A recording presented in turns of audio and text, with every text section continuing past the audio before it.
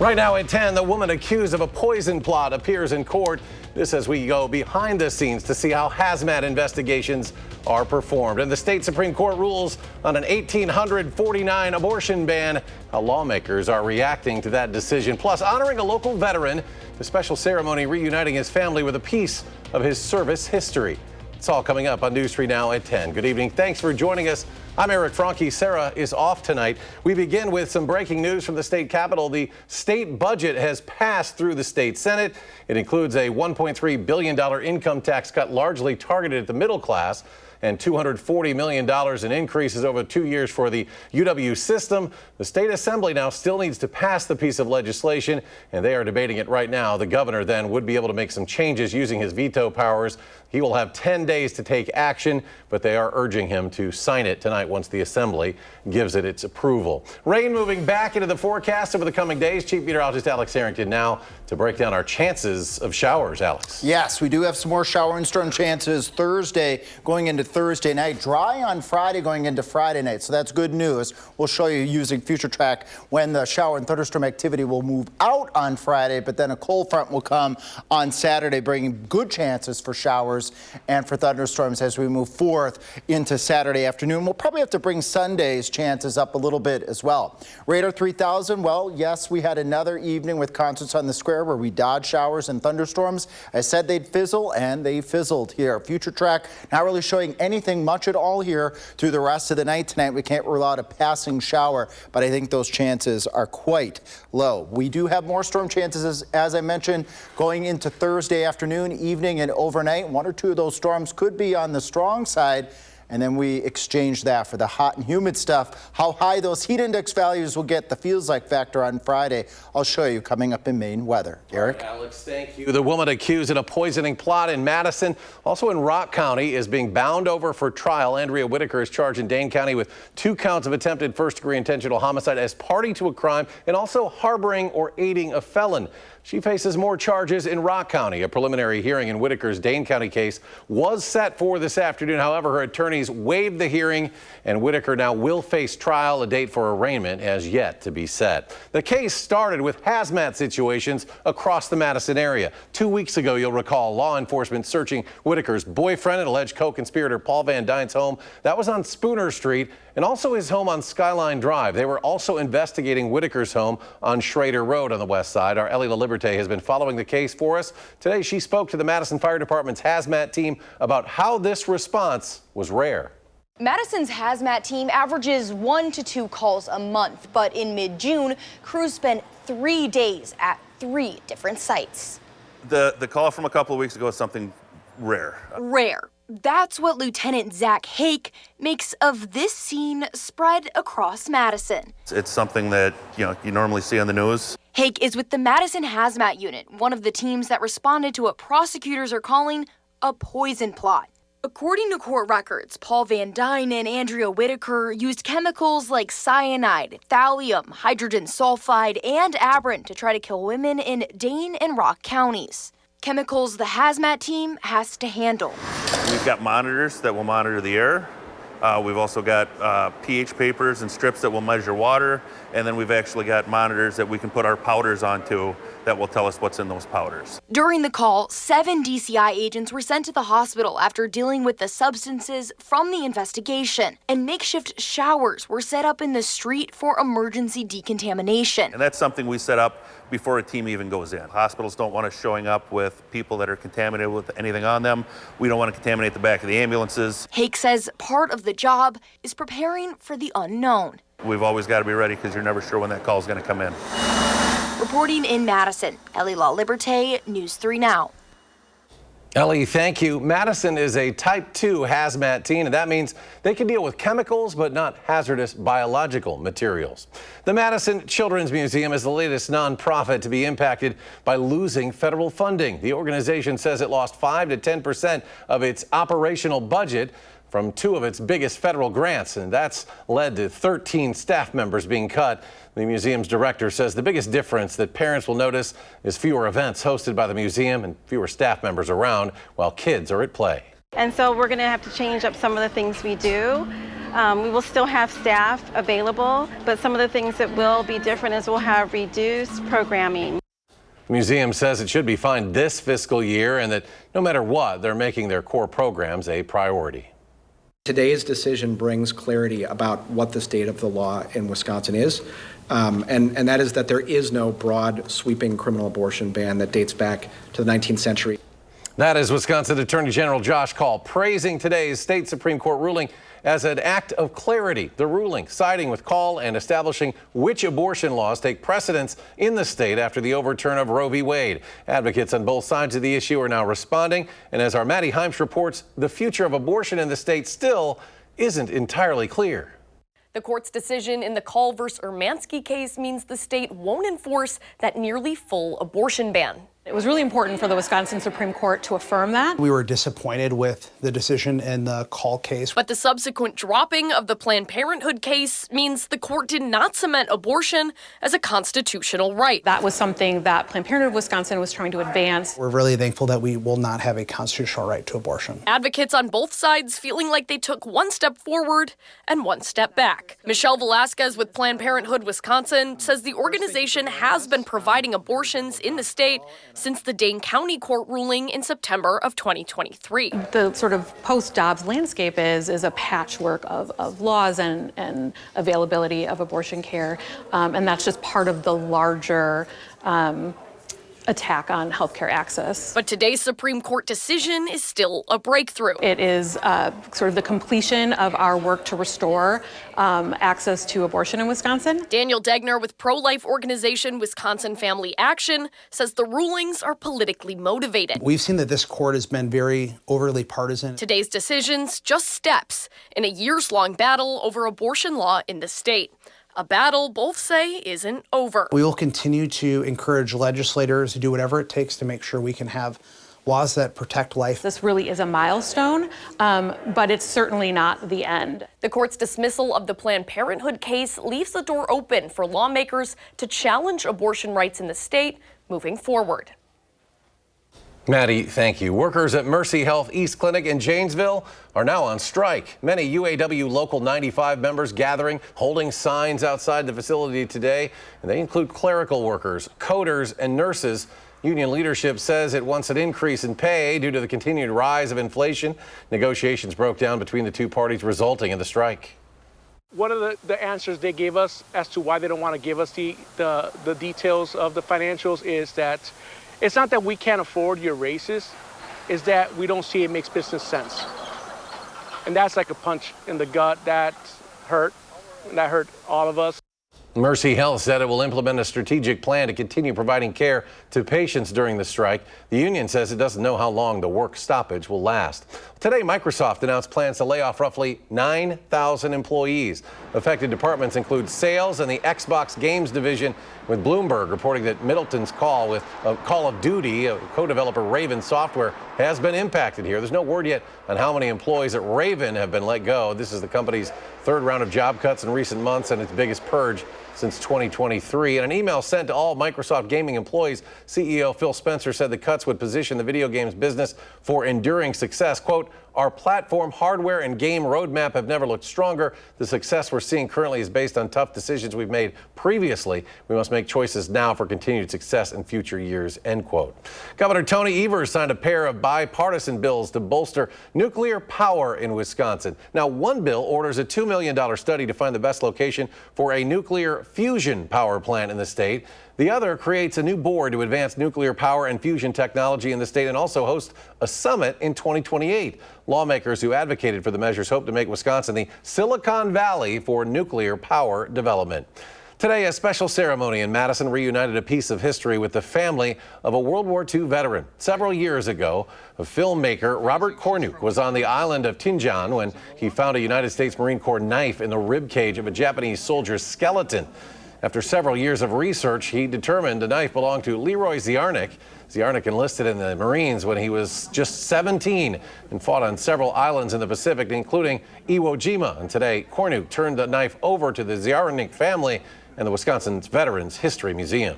The core of this is not really to honor one man, but rather to honor all of the brave men and women that fought during World War II to preserve our freedoms. And I hope that we never forget that. Now, following the ceremony, the Ziarnik family turned the knife over to the Wisconsin Veterans History Museum. The museum already has Leroy Ziarnik's sea bag and an oral history of his time in the Marine Corps among its collections.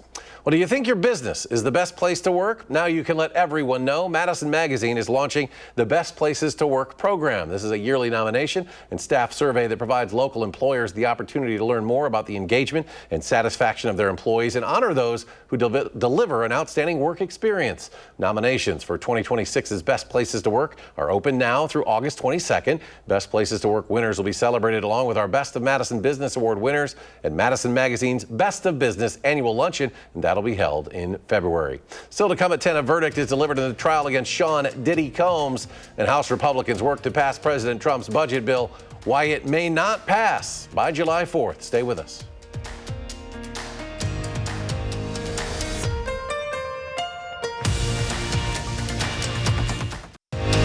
You're watching News 3 Now at 10.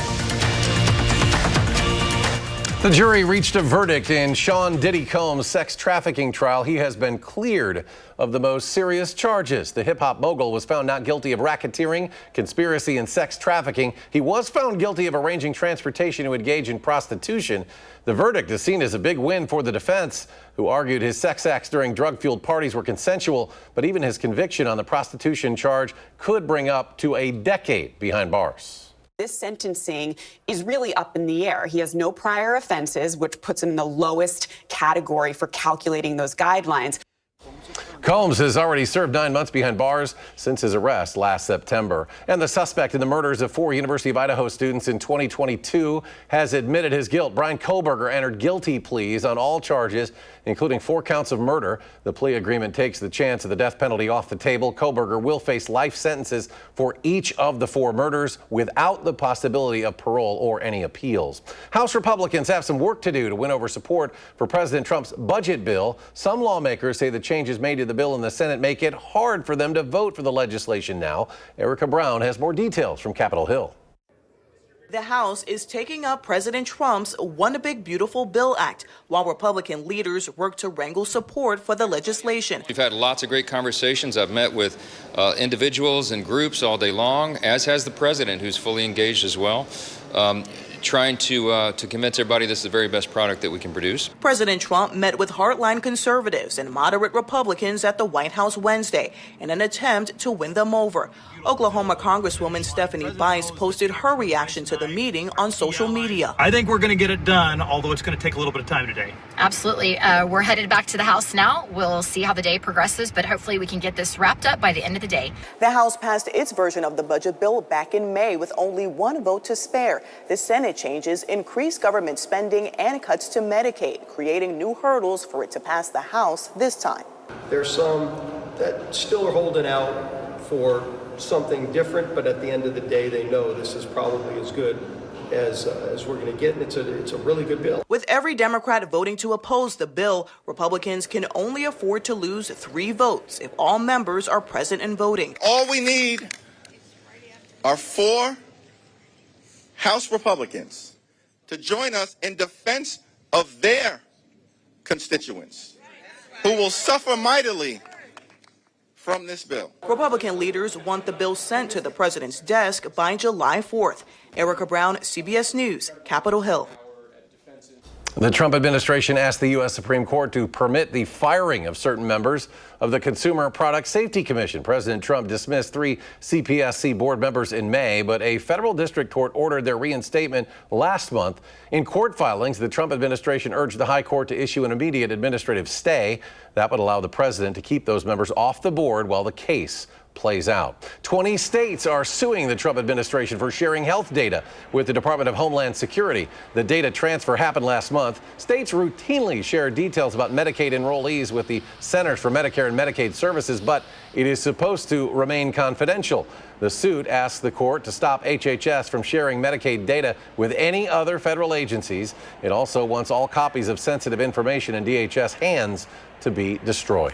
Some storms coming our way the next couple of days. Let's go to Chief Meteorologist Alex Harrington. The latest in our 4th of July forecast, Alex. Yes, on and off storm chances. First, our storms we dodged for concerts on the square. That's all ending right now. As we go into Thursday, there is an isolated severe storm chance. More on that in just a moment. And hot and humid conditions are going to build in on the 4th of July, and then that's going to turn off the shower and thunderstorm chance as we go into 4th of July. Just a low storm chance, mainly in the morning, probably right around 7 o'clock. As we get to noon and as we head towards 4 p.m., temperatures getting into the 80s to right around 90 degrees, and that heat index value 95 to 100 degrees. Radar 3000, nothing out there right now. Again, we dodged those showers and those thunderstorms, getting concerts on the square in for a second week in a row, and I think we're going to stay generally quiet through the rest of the night tonight. As we go into Thursday afternoon, though, warm front's going to move in from the south and from the west, bringing more scattered shower and thunderstorm chances,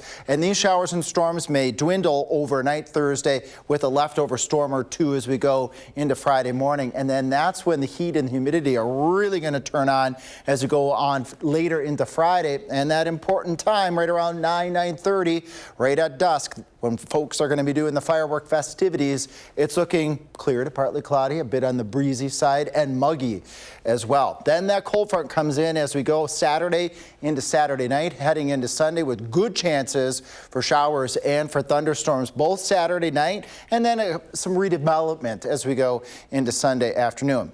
Any thunderstorms that we have Thursday going into Thursday night, gusty winds and hail would be the main threats with those storms as we move into the afternoon and evening hours on Thursday. That storm threat again is ending here across southern Wisconsin. Touch on the muggy side tonight, but not as muggy and not as humid as it will be as we start building in temperatures up near 90 on Thursday, with that storm chance building in by the afternoon hours. Then Friday afternoon, 90 to 95 degree heat index values. That's what it's going to feel like on Friday. As we go into Saturday, look at this, a dividing line from west to east, cooler to the west. Heat index values right around 95 at 4 o'clock in Madison. That's because that cold front's going to be moving through the area as we go into Saturday evening, going into Saturday night. A little bit of 4th of July history here. The hottest, 2012, that was a hot, dry year. That's where we had that terrible drought at 102, average high is 81, and 1.3 inches of rain at the airport in 1994. We actually had severe thunderstorms move through on that day with a tornado over Lake Wisconsin. There's that hot, humid Friday. Again, firework festivities, I think we're going to get them in. I think it's going to be good, but good storm chances later Saturday night going on into Sunday. And following that, very typical July weather, temperatures in the 80s, on and off storm chances, and lows in the 60s. Hopefully a chance for folks to get out, enjoy the fireworks, enjoy some time together. Summertime is for relaxing, right? Yeah, enjoying relaxing. Yourself. What about the football coach for the resting. Badgers? How's he doing this summer? You know, if I was a football coach, I wouldn't be able to relax, and I feel like Luke Fickell's kind of wired the same way. But coming up in sports, there's a new summer activity that Luke Fickell has picked up. He likes it, and it helps him get away from football for just a bit. Find out what it is. That's next on News 3 Now.